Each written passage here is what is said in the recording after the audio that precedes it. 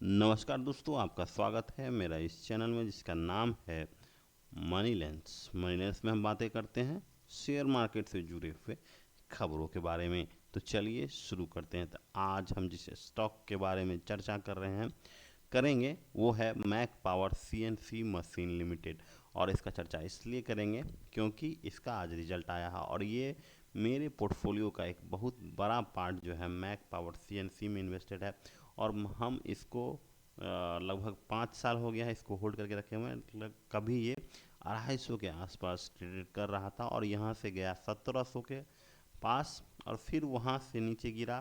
फिर मैंने इसको 800 600 पे लेना शुरू किया है और 800 साढ़े 900 तक मैंने इसे लेके अभी फ़िलहाल छोड़ रखा है। तो आखिर हम इस पे इतना क्यों बुलिश हैं, क्यों हमने इतना बड़ा पार्ट जो है अपना लगाया है और आज इसका रिजल्ट इतना अच्छा आया है, टॉप लाइन अच्छा किया है। लेकिन ऐसा क्या हुआ है कि जो इसके शेयर 6% आज नीचे गिरे। तो चलिए इस सब के बारे में आज हम विस्तार से बातें करते हैं। तो चलिए शुरू करते हैं।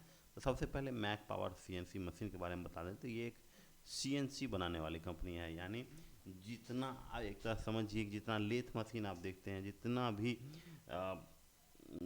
टूल मैन्युफैक्चरिंग के जितने भी इक्विपमेंट है उसमें सीएनसी मशीन लगता है। पहले लेथ मशीन से काम होता था लेकिन अब ऑटोमेटिक लेथ मशीन को ही एक तरह से समझिए सीएनसी मशीन, सीएनसी मशीन इसको बोलते हैं। इसमें बस कोड कर दिया जाता है, वो अपने आप जो है आपका काम कर देता है। तो आपको ज़्यादा टेंशन की नहीं है। और जितने भी एरोस्पेस हो जाए, डिफेंस हो जाए, या फिर जितने भी हैवी इंडस्ट्रीज़ हैं, हैवी मेटल के इंडस्ट्रीज़ हैं, वहाँ पे ये मैक पावर सीएनसी यूज होता है। तो मैंने इसको लगभग समझिए, यहाँ से आइए पिछले 10 सालों का देखिएगा।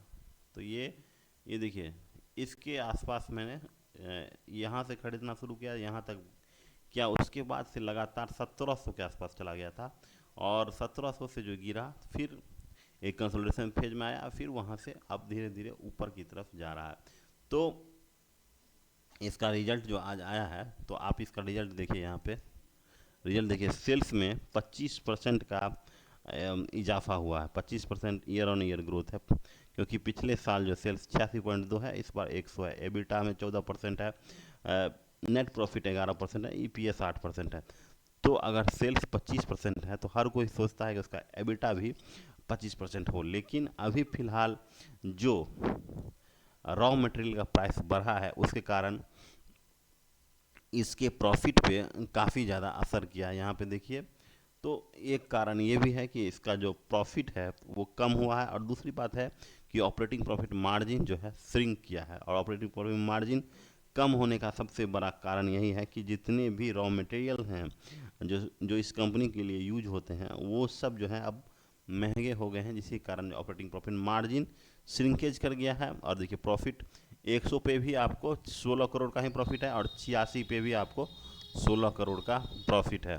तो एक्चुअली में ये बताता है कि एक्सपेंसेस जो हैं इनके बढ़े हैं, जो कि आप यहाँ देखिए 71 से सीधा 84 हुआ है। तो एक्चुअली में जो अभी स्टेट ऑफ हॉर्मोज बंद हो जाने के कारण आप देखिए इनका सेल्स सेल्स तो हुआ है, सेल्स में प्रॉफिट ग्रोथ है, लेकिन एक्सपेंसेज भी बढ़े हैं क्योंकि जिनके रॉ मटेरियल के दाम बढ़े हैं।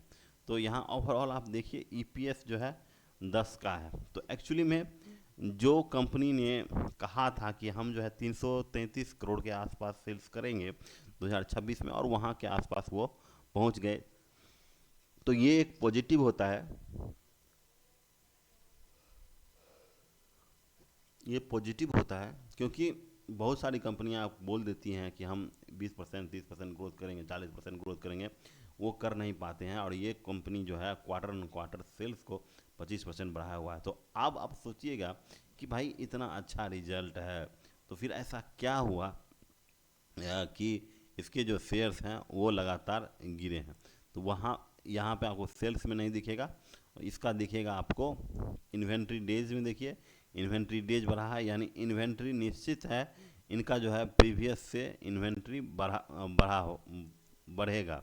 इन्वेंट्री यहाँ पे देखिए, इन्वेंट्री पहले 1800 यानी डबल हो गया। यहाँ से देखिए इन्वेंट्री 18 करोड़ के आसपास था, जो कि बढ़ के 36 करोड़ हो गया। तो जो सेल्स दिखाए हैं वो पार्ट जो है इन्वेंट्री में चला गया है। तो इन्वेंट्री में जाने का सबसे बड़ा कारण कल जब इसका कॉन कॉल होगा तो यही रुपेश भाई द्वारा बताया जाएगा कि मेरा इन्वेंट्री जो है स्टेट ऑफ हॉर्मोज बंद होने के कारण हम उसको बेच नहीं पाए, या सप्लाई लाइन डिस्टर्बन के कारण उसको बना नहीं पाए। तो ये सब चीज़ें अब कंपनी के द्वारा बोली जाएगी। तो इसीलिए जो है इन्वेंट्री इतना ज़्यादा बढ़ जाने के कारण ही इसके शेयर्स जो हैं आज 6% के आसपास गिरा है। और यही सबसे बड़ा मुख्य कारण है कि सबसे बड़ा मुख्य कारण है कि कंपनी जो है अच्छा अभी आज जो है 6% जो गिरा है उसमें सबसे बड़ा इसका योगदान है। वहीं पे यदि आप देखिएगा कि प्रमोटर्स अपना शेयर बढ़ाया है और वहीं एफआई भी थोड़ा बढ़ाया है। तो एक्चुअली में बहुत सारे ऐसे एनालिस्ट हैं। अभी एक ट्विटर पे एक और कार्यक्रम हुआ था, उसमें एक किसी के द्वारा ये मैक पावर सीएनसी को मल्टी बैगर बताया गया था। तो काफ़ी अच्छा रिसर्च भी करते हैं। तो उनके द्वारा ये बताया गया है कि भाई आने वाले समय में ये बैकवर्ड इंटीग्रेशन करेंगे अपने प्रोडक्टों का, क्योंकि इसके जो प्रोडक्ट हैं वो काफ़ी पहले लो लेवल के थे, मतलब लो लेवल मतलब एंट्री लेवल के थे। अब उस प्रोडक्ट का प्रीमियमाइजेशन करने का पूरा प्लान बनाया है, जिसके कारण आप देखिएगा इसके एबिटा मार्जिन पे काफ़ी ज़्यादा असर पड़ेगा। दूसरी बात यह है कि कंपनी अपना एक्सपेंशन जो बोला था कि हम 2500 मशीन इस साल तक पूरा कर लेंगे, उसको उन्होंने पूरा कर लिया है। वहीं अब आने वाले समय में उनको यहाँ पे देखिए कैपेसिटी रीचेज 2500 मशीन 2026 में ही, यहाँ पे देखिए 2026 का देखिए, यहाँ पे देखिए, यहाँ पे देखिए कैपेसिटी रीच 2500 मशीन Q4 26, ठीक है। तो इसका जो इन्होंने सोचा था कि हम जो 2500 मशीन बनाएंगे 2026 तक, वो उन्होंने पूरा कर लिया। अब अगला टारगेट है कि इनको 2030 तक 10,000 मशीन का प्रोडक्शन कर लेंगे, यानी वो 3 गुना प्रॉफिट करने का पूरा प्लान बनाए हुए हैं। अगर ये 3 गुना प्रॉफिट करते हैं, जो कि कंपनी के गाइडेंस के द्वारा बताया गया है, और अगर बुल मार्केट आ गया और वहाँ पे इसका पी 2 गुना भी हो गया, तो आपको 6 से 7 गुना करके ये शेयर आपको ज़रूर दे देगा। यहाँ पे देखिए कि इबिटा जो है, यहाँ पे रेवेन्यू देखिए 333 करोड़ बोले ही थे, तो ये सब तो ठीक ही है 2000। और इसका जो है कंपनी का मेन जो ग्रोथ है वो फंसा हुआ है यहाँ पे कि 30 एकड़ का प्लांट जो है इनको गुजरात की गवर्नमेंट से मिलना है, जो कि आने वाले समय में 10,000 मशीन को बनाने की कैपेबिलिटी रखता है। तो लेकिन अभी तक ये ग्रीनफील्ड प्लांट के लिए गुजरात गवर्नमेंट के द्वारा इनको भूमि नहीं दी गई है। वो अब कल के कॉन कॉल में अगर इन्वेस्टर पूछते हैं तो तब पता चलेगा कि आखिर देखिए इस कंपनी का सबसे बड़ा ग्रोथ जो रुका हुआ है सिर्फ उसी कारण रुका है। अगर 30 करोड़ का ये प्लांट रेडी हो जाता है तो ये लोग आगे अच्छा काम करेंगे, जैसा कि कंपनी के मैनेजिंग डायरेक्टर द्वारा बताया गया है। तो फेज 1 जो है देखिए 2000 मशीन है, लगभग 100 करोड़ का कैपेक्स कर रहे हैं फेज 1 में। फिर total capacity 5,000 in 1 year and 10,000 इन 5 साल। अगले साल तक ये 5,000 करने का प्लान बनाए हैं। तो सबसे बड़ा है कि ये अब जो लो इन प्रोडक्ट को प्रोडक्शन नहीं करेंगे, जो हाई इन जो हाई मार्जिन देता है ऐसे प्रोडक्ट को अपने पोर्टफोलियो में रखेंगे। तो वहीं ये कंपनी जो है डिफेंस और एरोस्पेस में काम करती है, मतलब कि जहाँ भी टूल का यूज होगा आपको मैक पावर सीएनसी मिल जाएगा। तो अब जो है यहाँ पे जो मैनेजमेंट के द्वारा यहाँ रुपेश जी मेहता के द्वारा बताया गया है, company continue to focus on strengthening manufacturing capability, improving operational efficiency, expanding customer reach and capitalisation long term growth. मतलब रुपेश जी के द्वारा बताया गया है कि मेरा जो है पूरा फोकस जो है मैन्युफैक्चरिंग कैपेबिलिटी को बढ़ाने के लिए है, उसका ऑपरेशनल इफिशियंसी मतलब कि कम सामान में ज़्यादा बनने की जो गारंटी दे, और एक्सपेंसेज को इन्होंने